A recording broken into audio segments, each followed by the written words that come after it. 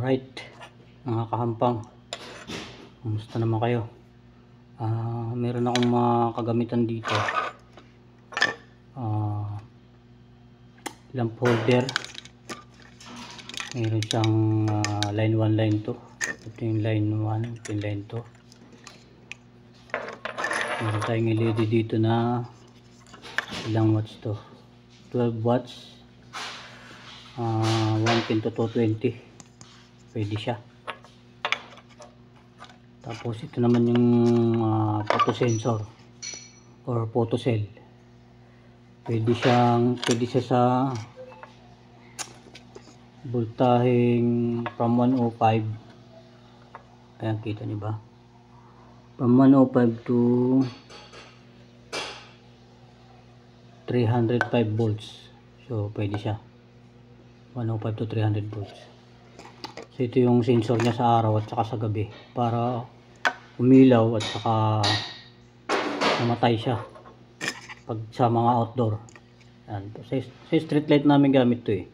Pero tuturo ko sa mobilya lang pang para lang malaman natin yung connection at saka yung function nito.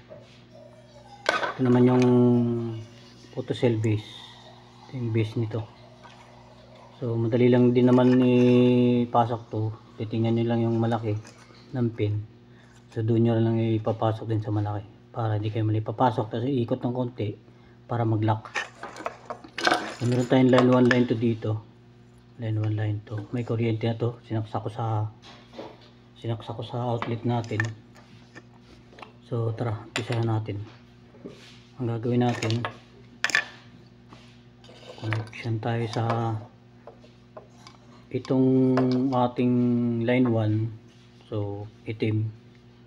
Ito load side na to, papunta na sa ilaw to. Pero isang linya lang to sila. Mag-aano lang dito sa photocell to. So itong itim sa photocell diretso na sa line 1 to. Kunin na natin dito. Dalawa butas ito eh. Sa line 1. Line 1 ang ating source. Lock na natin. So siguraduhin nating nakalock. Tapos ito naman diretso na sa ilaw to, sa line 1 din ang ilaw. So ito yung ating holder lamp, ito yung ating wire na para sa line 1. So connect na natin dito. Off muna natin yung supply baka. So lalagyan na natin dito, diretso na to dito. So lalagyan natin ng wire nut. Ito yung wire nut natin para hindi na tayo mag-tape. So mayroon na tayong dalawang connection na. Diretso na dito. So itong green naman kasama na to sa line 2. Line 2 dito. Connect na natin sa source natin. Tapos itong sa photocell base na line 1 ay line 2 din to eh. Magkasama to dito sa line 2. Ayan, naglalak na. So make sure na hindi siya mahuhugot.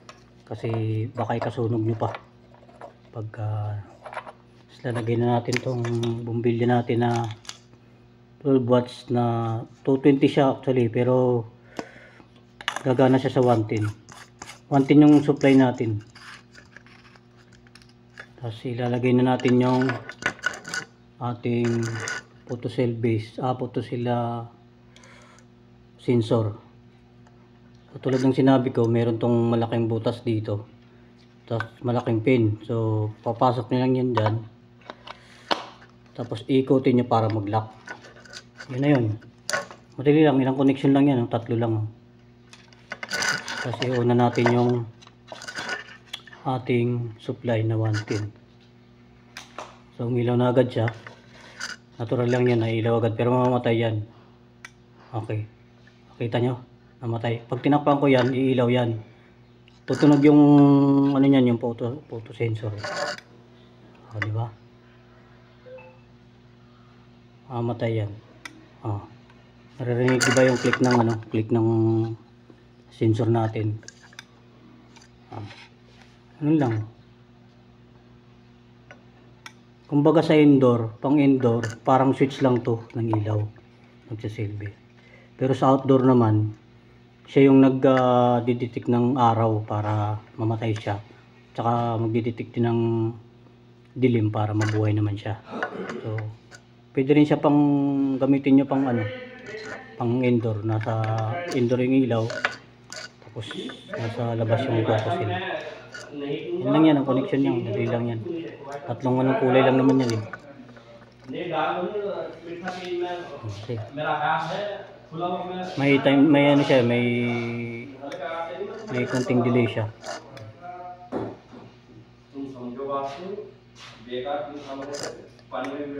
Kung tinakpan ko yan, mamamatay yan. Ilaw yan.